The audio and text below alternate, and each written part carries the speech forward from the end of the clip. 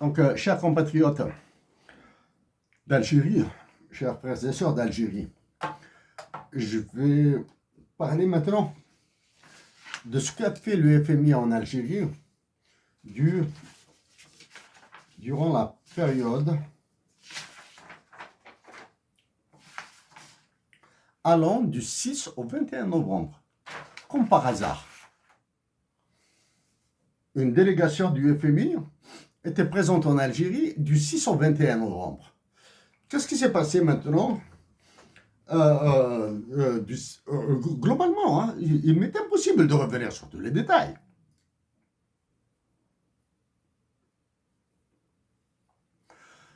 Que s'est-il passé du 6 au 21 novembre? Donc, un élément de la preuve de la théorie du choc qui est appliquée à la nation algérienne.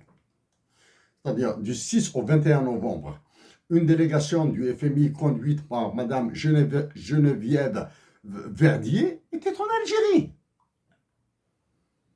Avez-vous entendu parler des résultats ou des sujets débattus, discutés par la délégation du FMI conduite par Mme Verdier en Algérie? Très peu. Comment je découvre ce genre d'informations? Moi, je savais que l'Algérie exécutait des ordres du FMI. Maintenant, est-ce que ces ordres étaient donnés in situ, c'est-à-dire sur place, ou bien par téléphone, ou bien par des correspondances restreintes, privées, par des emails, ou bien par porteurs, etc.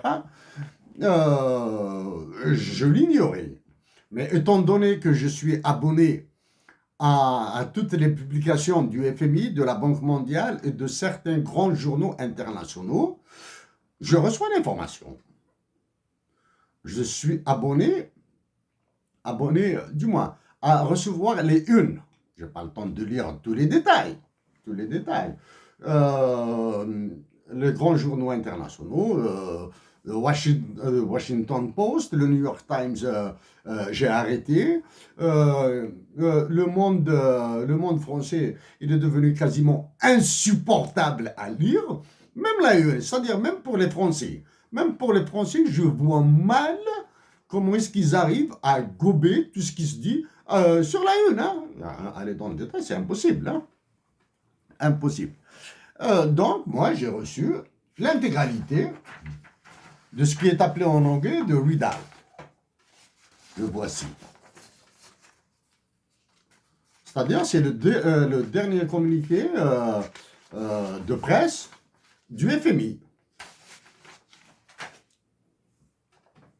qui concerne sa visite d'inspection et de discussion en Algérie au titre de l'article 4 des statuts du FMI. L'article 4 des statuts du FMI porte la stabilisation de la balance des paiements et les politiques monétaires globalement.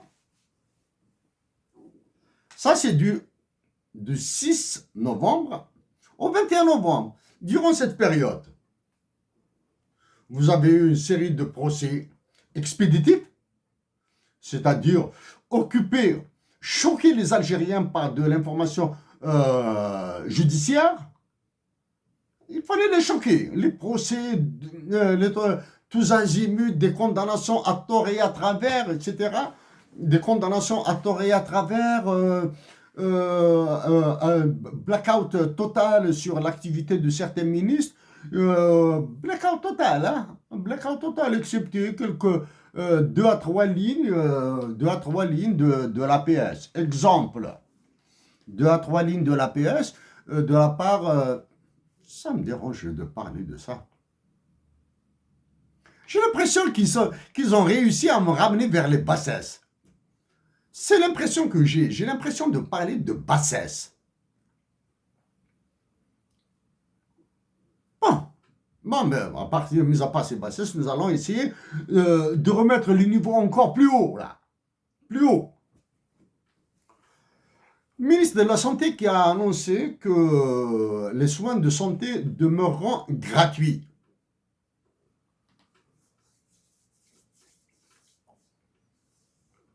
J'en ai parlé en long et en large depuis 2015.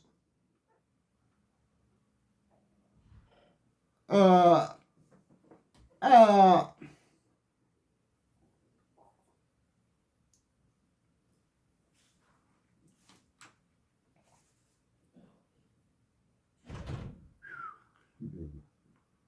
bon, les soins de santé demeureront gratuits.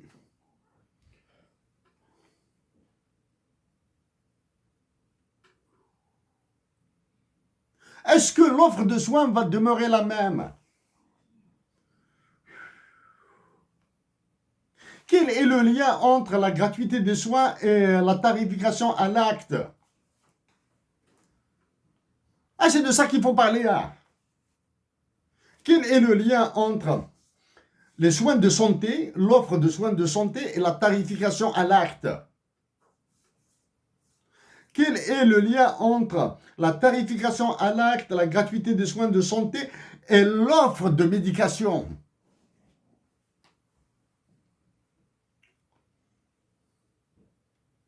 L'offre de médication. À une certaine époque en Algérie, certaine époque,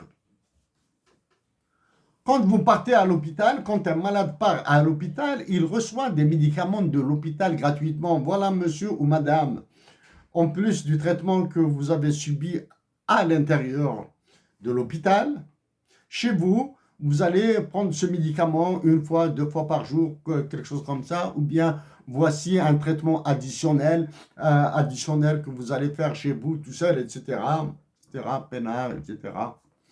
À l'époque, l'air était moins pollué, les maladies sexuellement transmissibles étaient peu répandues, les maladies à transmission hydrique étaient peu répandues, etc. Donc, bon, globalement, l'Algérien se portait bien. Donc, en se portant bien, il offre des services à sa famille. En offrant des services à sa famille, il offre des services à l'économie du pays. En se portant bien, l'élève est plus assidu dans les cours, etc., etc. Bon. Donc, à ce ministre, quand vous parlez, parlez un peu plus décontracté, c'est-à-dire cacher,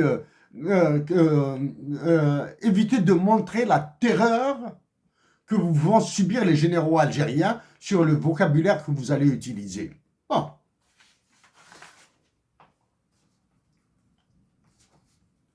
Je vais parler de ce qu'a déclaré le ministre de l'économie algérien, l'actuel, hein, je dis. Jusqu'à quel point là, hein, jusqu'à quel point pas. Le FMI, c'est en anglais, je vais traduire. Quelques mots, hein. Large windfall hydrocarbon revenue has alleviated pressures on external and public finances. In 2022, 2022, the current account balance is forecast to record its first surplus since 2013. En 2022, c'est-à-dire à la fin de l'année 2022, là, le compte courant de la balance des paiements peut avoir son premier surplus depuis 2013. Je dis bien 2013, c'est-à-dire depuis 9 ans. C'est depuis 2013, il a fallu attendre 2022 pour que la balance de paiement enregistre un surplus. 2013, 2014, 15, 16, 17, 18, 19, 20, 21. 9 ans, plus les chiffres de 2022. 2022, ils seront approximatifs. 10 ans. Il faut exclure les chiffres de 2022 parce qu'ils vont apparaître en 2023, etc. Parce qu'il faudra les redresser et toute la gymnastique là. Hein? Donc, depuis 2013, les chiffres de l'Algérie, c'est-à-dire le ministre des Finances, de l'économie, comment il s'appelle, Finances et économie, peu importe, hein.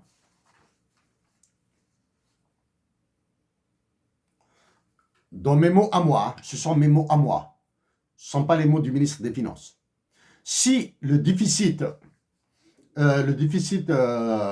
public en Algérie est allé dans des abysses juste depuis 2011, parce que depuis 2011, j'ai des chiffres. Du moins, j'ai tous les chiffres, hein, sur 40 ans. Depuis 2011, le déficit public est allé dans l'abysse. 2012 dans l'abysse. Dans le 2013 dans l'abysse, etc., etc. Jusqu'à 2022, il va dans l'abysse. Le déficit public.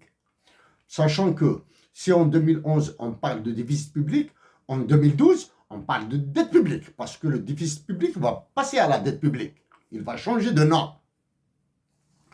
D'un abysse, un abysse, un abysse, un abysse, un abysse, un abysse, un abysse, ça deviendra ensuite un abîme. Et l'abîme, quand il devient très grand, très grand, très grand, ça devient les ténèbres. C'est-à-dire les ténèbres, on ne voit plus rien. Ça veut dire que les Algériens vont vivre au petit bonheur la chance. C'est-à-dire l'Algérien qui survit, tant mieux. L'Algérien qui meurt, tant pis. Maintenant, ça, c'est des mots. Qu'est-ce que ça veut dire, tout ça, là? Ça veut dire quand il sera demandé à l'Algérie, s'il vous plaît, je vais utiliser un terme économique, mais considérez-le comme étant une vulgarité.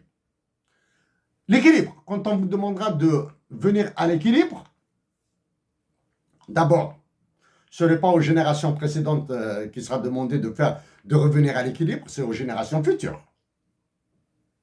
C'est-à-dire les générations futures doivent saigner pour qu'ils repartent vers l'équilibre. Mais puisque l'équilibre est impossible à atteindre parce que c'est devenu la dette publique est devenue dans les ténèbres,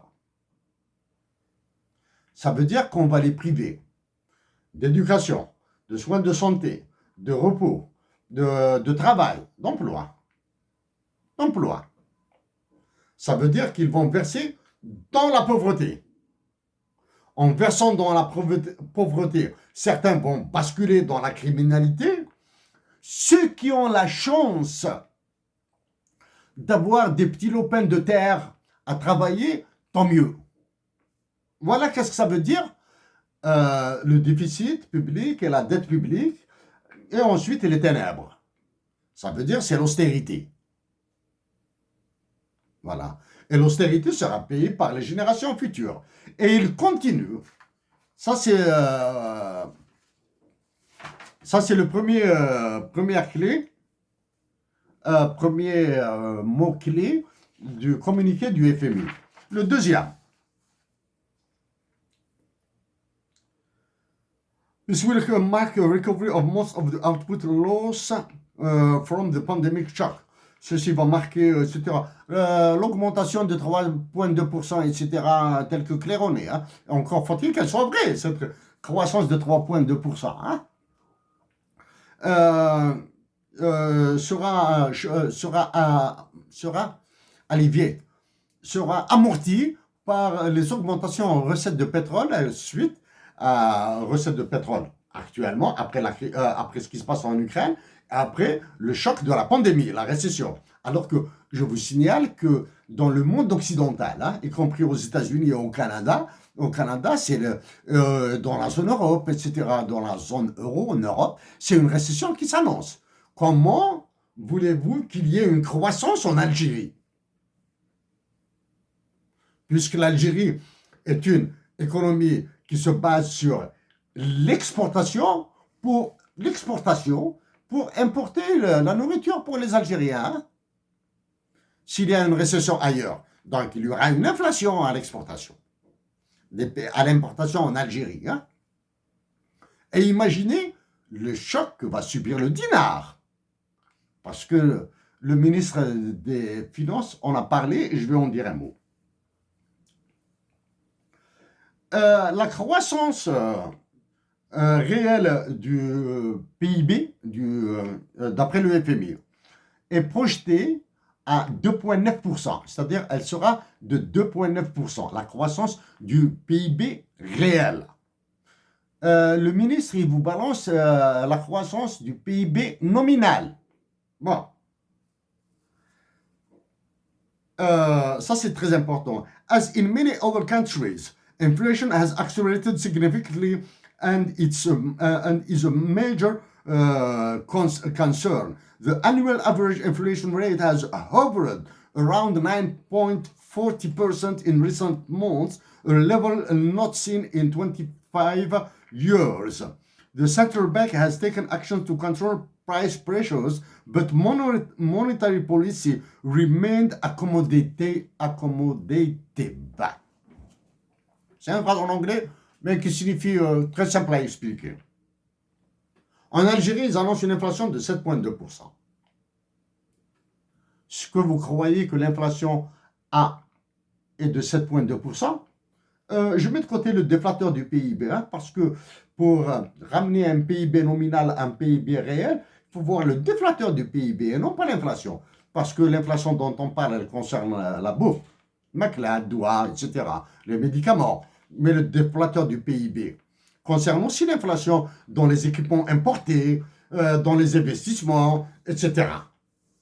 Dans ce qui est appelé la formation brute du capital. C'est ça qu'il faudra voir. Hein? Donc, dans le monde, l'inflation a avoisiné en moyenne 9,4%. Un niveau jamais vu depuis 25 ans. The Central Bank, la Banque centrale d'Algérie, le Gourbi d'Algérie, le four crématoire, la Chambre à gaz de l'Algérie, has taken actions to control price pressures, but monetary policy remained accommodative.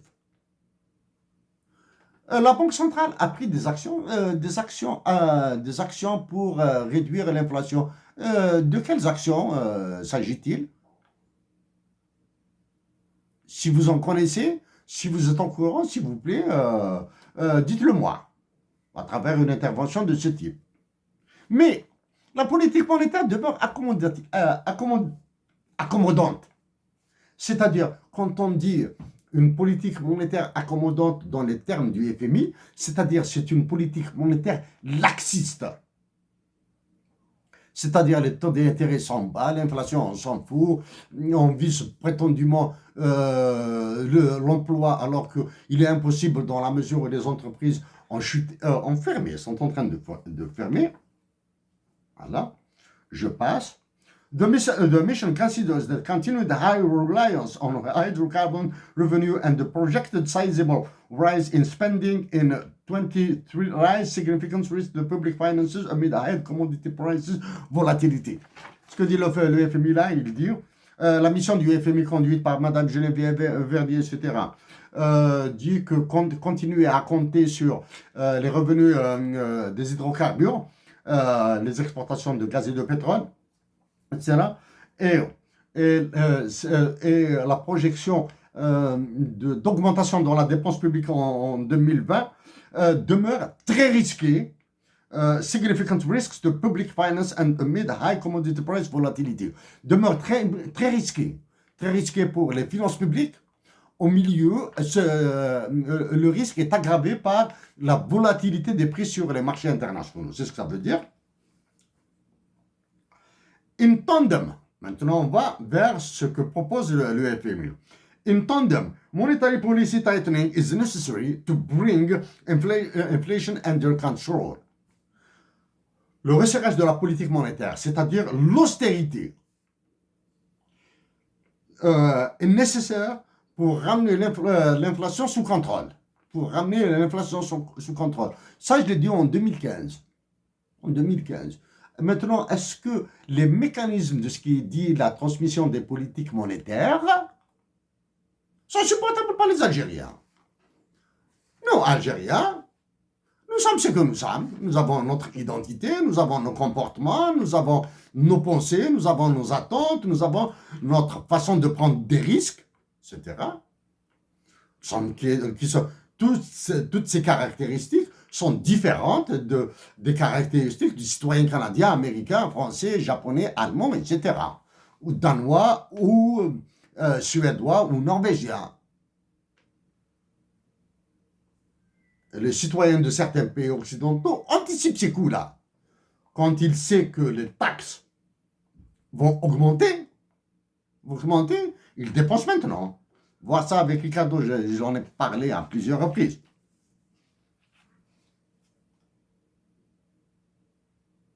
Ah, ça c'est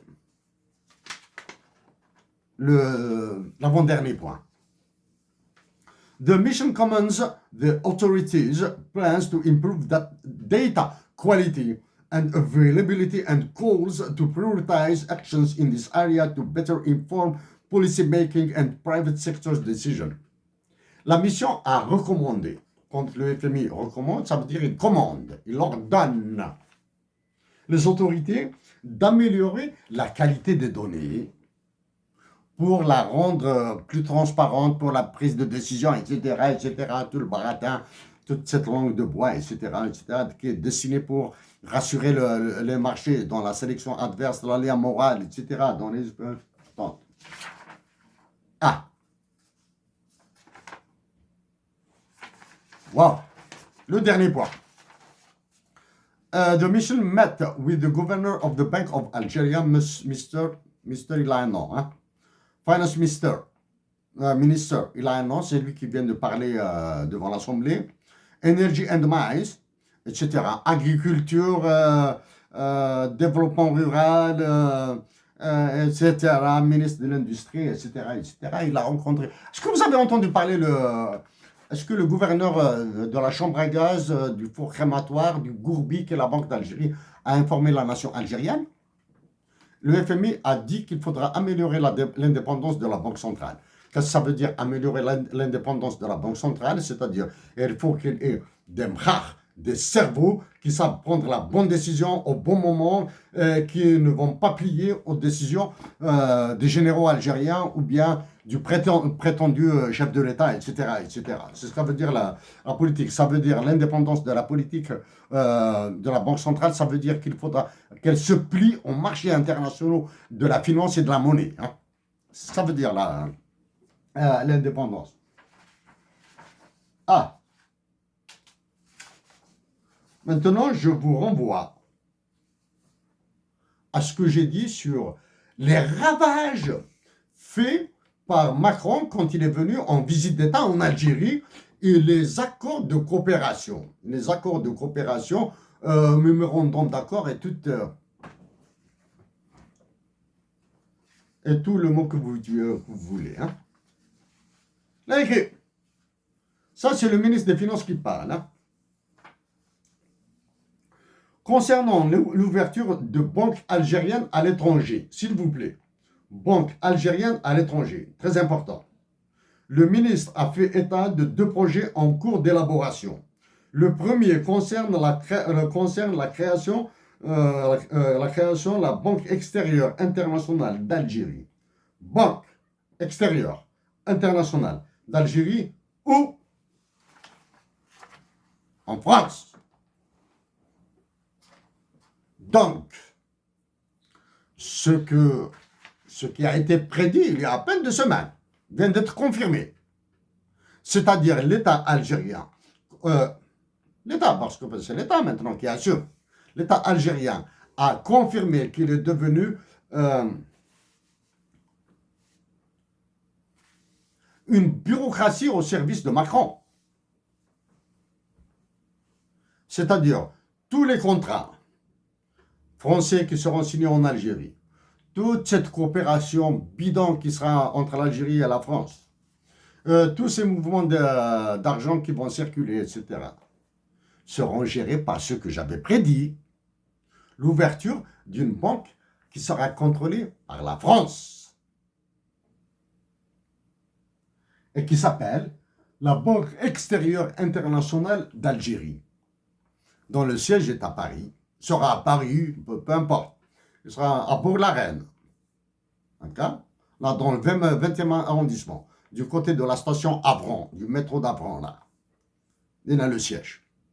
Et bien sûr, pour faire avaler la pilule, une même banque de ce type sera ouverte où, s'il vous plaît, à Nouakchott, en Mauritanie, au Sénégal, à Dakar.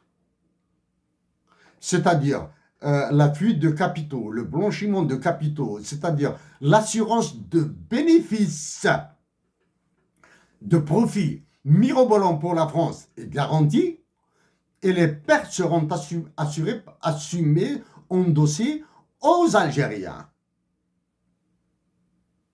C'est pour cette raison, chers compatriotes d'Algérie, qu'il faudra sortir des mots du verbiage. Il faut passer à l'action. Boycottage des produits français, grève d'enseignement de la langue française, etc.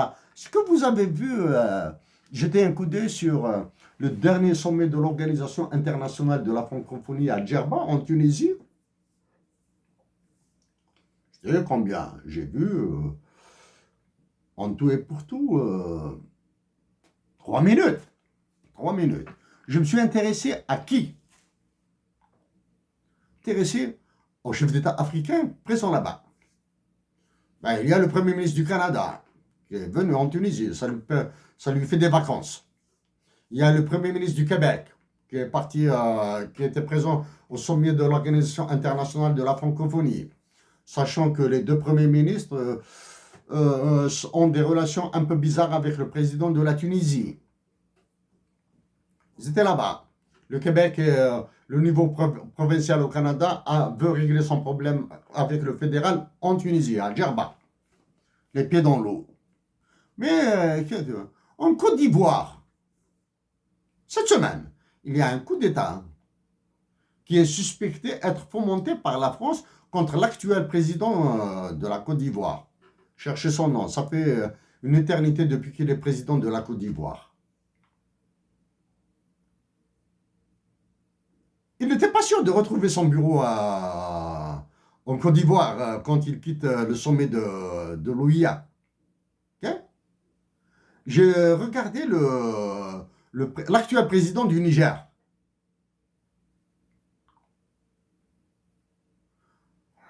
Je vous l'ai dit, il n'y a pas de nombrilisme, il n'y a pas... notre bataille la bataille entre moi-même et Macron au niveau international, au niveau Afrique, a été sanglante.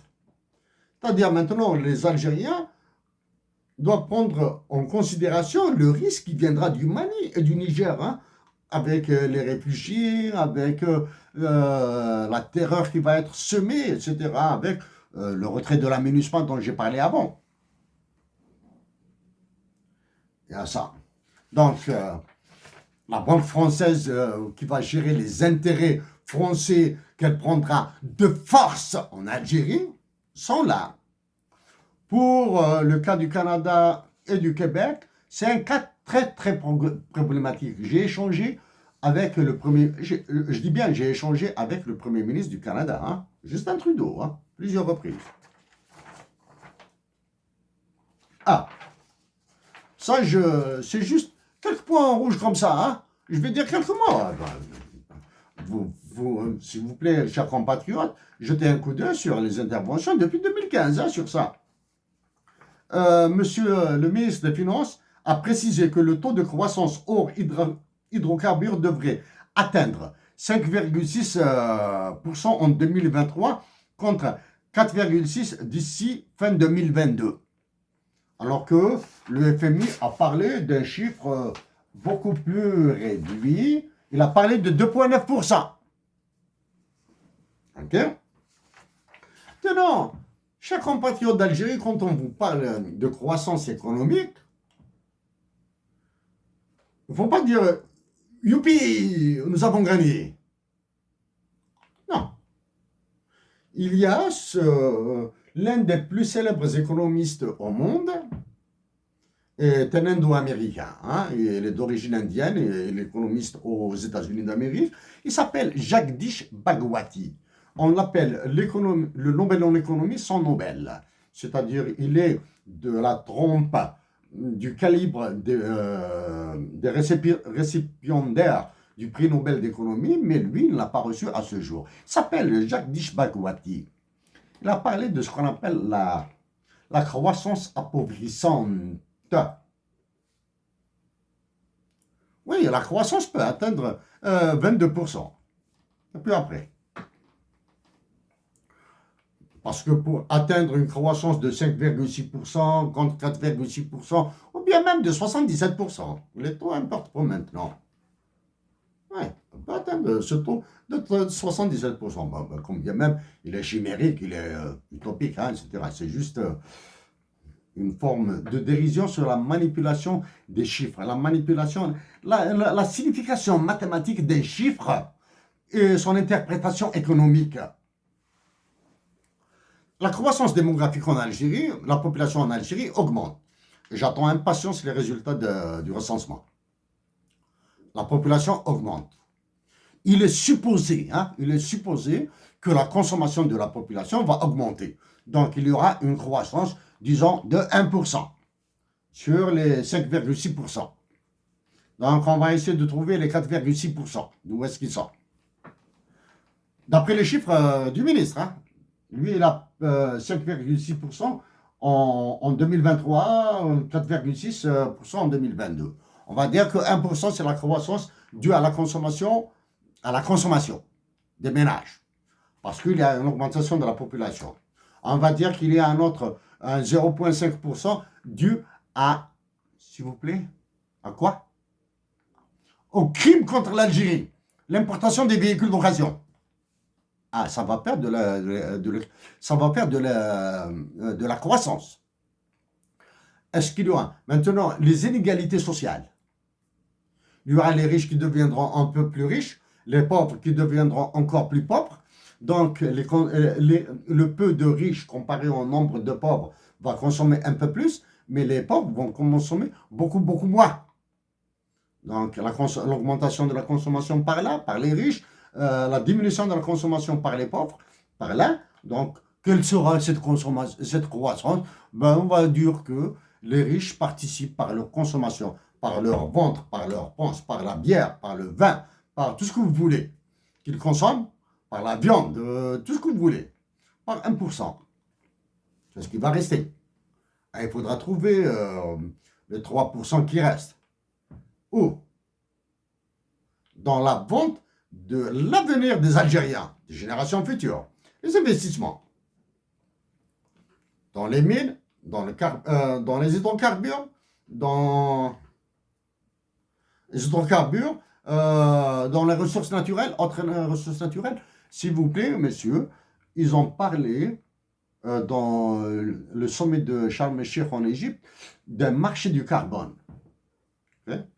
Le marché du carbone de Montréal fonctionne au petit bonheur la chance. Celui de Chicago, il est contrôlé par les spéculateurs. Ce sont les deux marchés les plus importants au monde de carbone.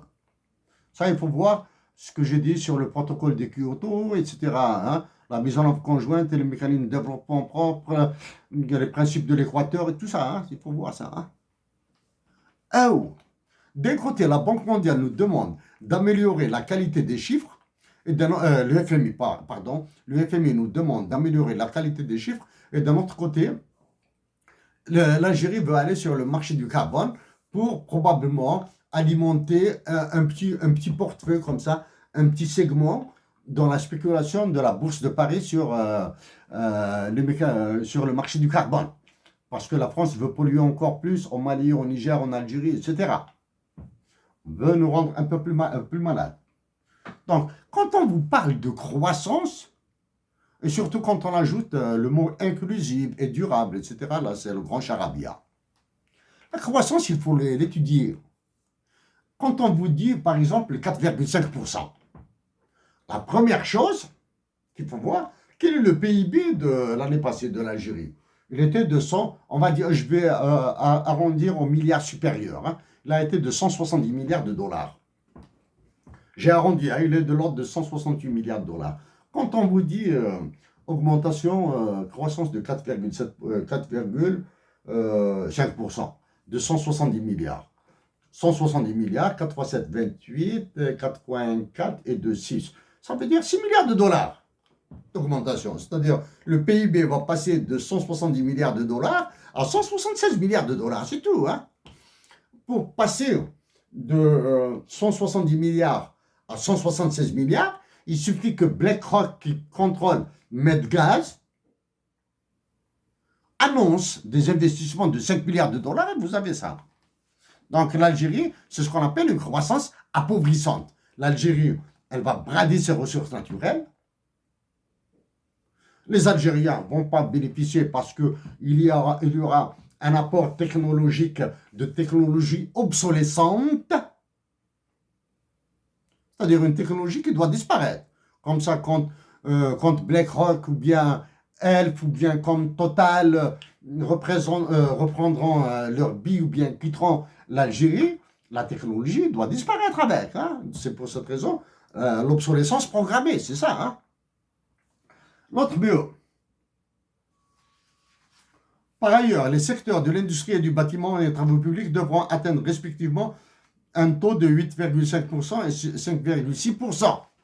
Donc, il y aura de la croissance dans la construction de bâtiments, de logements sociaux, peut-être donnés au privé, partenariats public-privé, qui seront facturés, on va dire comme ça, hein, je le dis comme ça, hein, à 100 000 dollars pièce le logement, alors que réellement il ne vaut que 50 000 dollars, etc. Ils annoncent des projets à tort et à travers, etc., pour avoir un peu de croissance. Ah, ça c'est le ministre des Finances algérien. C'est le truc rouge. La balance commerciale connaîtra ainsi un excédent l'année prochaine de 9,4 milliards de dollars à la faveur de l'augmentation du niveau des exportations. L'augmentation des niveaux des exportations, c'est-à-dire avec tous les aplaventrismes qu'a fait Sonatrach, qu'ont fait Sonatrach, l'État algérien et les généraux, etc., nous allons enregistrer uniquement 9 milliards d'excédents commerciaux.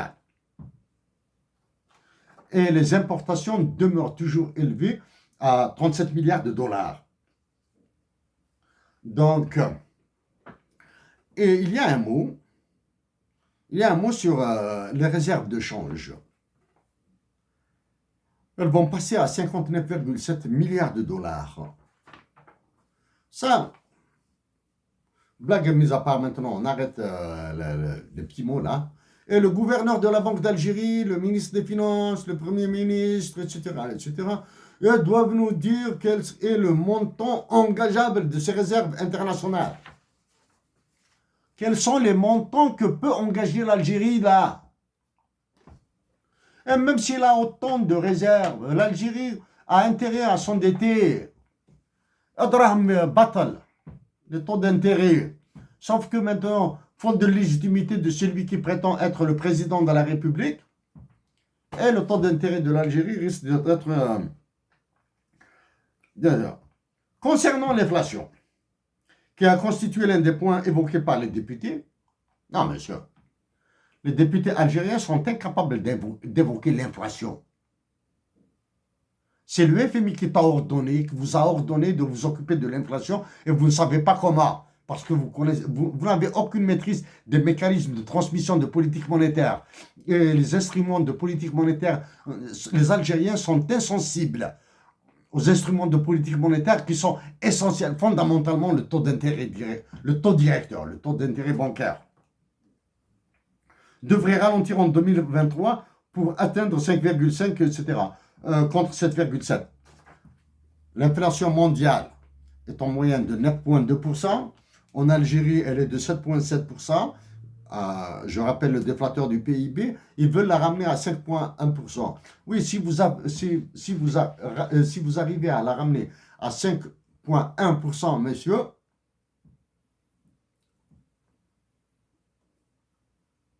demandez-moi de faire ce que vous voulez d'humainement acceptable. Hein? Demandez-moi de faire ce que vous voulez d'humainement et socialement acceptable. Et je le ferai. Sauf, bien sûr, vous allez me donner les prix, le calcul détaillé de l'inflation. Parce que je sais que dans l'inflation calculée par l'Office national des statistiques en Algérie, qui combine entre l'indice de l'asperge et de Patch, il y a beaucoup de choses à dire. Hein?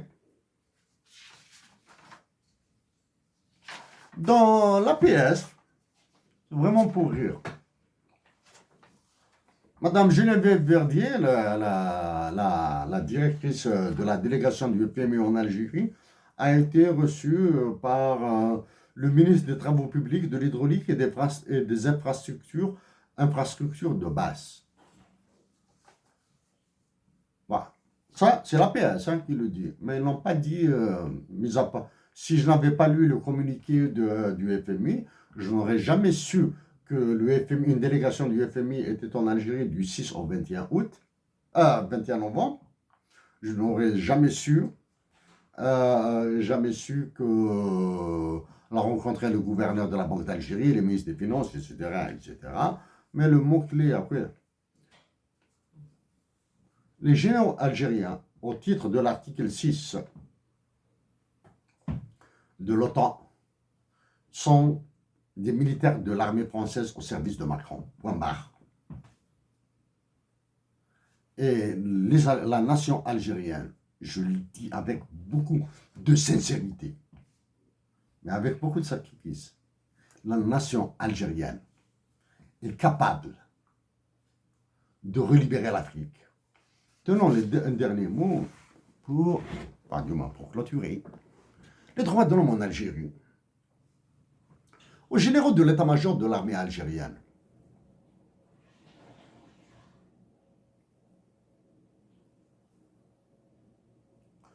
Faire plaisir au roi de France par peur, vous lui faites plaisir parce que vous avez peur de lui. En faisant plaisir, quand on fait plaisir par peur, ça veut dire que c'est la soumission à Macron. En ayant une peur bleue des Américains, qui d'un côté ont fait des manœuvres avec vous, avec la Team 6, s'il vous plaît. Hein? Team 6. Team 6, c'est le Saint Graal des Navy Seals, des forces spéciales américaines. Après avoir fait des manœuvres avec le Team 6 de Navy Seals dans le désert algérien, après avoir, en exécutant tous les ordres qui vous parviennent de l'Africom. L'Africom, basé à Hambourg, en Allemagne. Et en faisant les études à la Russie, s'il vous plaît, ne vous énervez pas. Ne vous énervez pas, nous sommes faibles, nous sommes Européens. Les Américains et les Français pourraient nous exploser. Et nous préférons exploser les Algériens au lieu de nous auto-exploser. Bon.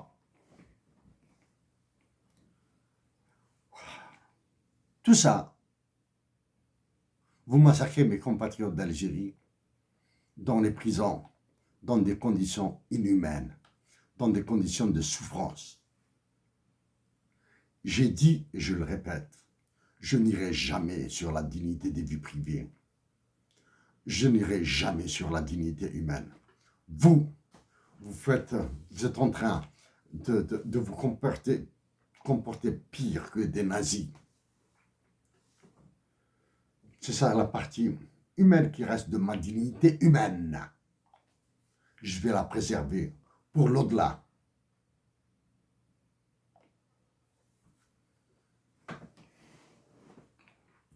Récemment, chaque fois je me rappelle un point. Qu'est-ce que c'est adhérer aux BRICS? BRICS, c'est Brésil, Russie, India, l'Inde, C c'est China, la Chine, et S c'est pour South Africa. Ce sont les pays qui veulent se constituer en bloc. Premièrement, les BRICS, c'est juste une appellation, un acronyme. Ce n'est ni une organisation internationale, ni quoi que ce soit. C'est une invention de Goldman Sachs. Croyez-vous qu'en adhérant aux BRICS, les problèmes de l'Algérie seront réglés? Deviendront pires. Pourquoi? comme je l'ai dit, c'est une invention de Goldman Sachs. Et les gars de Goldman Sachs ont inventé d'autres acronymes. MINT, CIVT, CIVT, hein, ce sont des mots là. Ce sont des mots qui renvoient à des organisations CIVT, c'est China, India, Vietnam, etc. Là où il y a le MINT, c'est Malaysia, India, Mint, Malaysia, India, N, j'ai oublié. T, c'est Turquie. CIVET, C-I-V-E-T. Hein. Vous avez China, India, Vietnam, Egypt and Turkey. Ce sont des acronymes de regroupement de pays qui veulent peser un petit peu. Bon, contre, adhérer aux BRICS, c'est la panacée. La Chine veut asseoir son hégémonie. Hein. La Chine, oui, il y a une banque des BRICS. La Chine ne va pas vous soumettre aux conditionnalités du FMI et à la cadence des remboursements, ou bien des réformes dites structurelles ou systémiques. Je vais te demander tout simplement, monsieur, tant que tu m'as pas tant que ma dette court dans ton pays, ce secteur de l'économie m'appartient. C'est-à-dire une partie de l'énergie ou de la construction en Algérie m'appartient. C'est-à-dire je ferai tout ce que je veux, tous les bénéfices seront pour moi, tant que tu ne m'as pas remboursé. C'est comme ça que va fonctionner un prêt d'un fonds d'investissement des BRICS. Hein. C'est un fonds alimenté par la Chine, hein. C'est comme ça. Point que c'est... ils vont te donner de l'argent gratuitement, comme ça. La Chine va te prendre une économie, une partie de ton économie, comme elle l'a fait en Éthiopie. Il faut voir ce qu'elle fait en Éthiopie, la Chine. Elle a imposé sa présence militaire en Éthiopie. Elle a imposé des disciplines militaires aux Éthiopiens dont les entreprises contrôlées à 100% par les Chinois, sauf la main-d'œuvre. La main-d'œuvre, elle est éthiopienne. Chers compatriotes, je continuerai à faire ma part dans mon devoir vis-à-vis de ma patrie. Recevez mes espoirs de paix en Algérie, de développement, de prospérité. Mais sans la misérité de l'Algérie, sans un hymne national bilingue, c'est parce que c'est un effort, c'est un challenge. C'est un challenge. Cet espoir sera très ténu, très ténu. Avec tout ce qu'il y a de bon dans mon cœur pour ma patrie. Au plaisir de vous voir surtout. Après à la fin.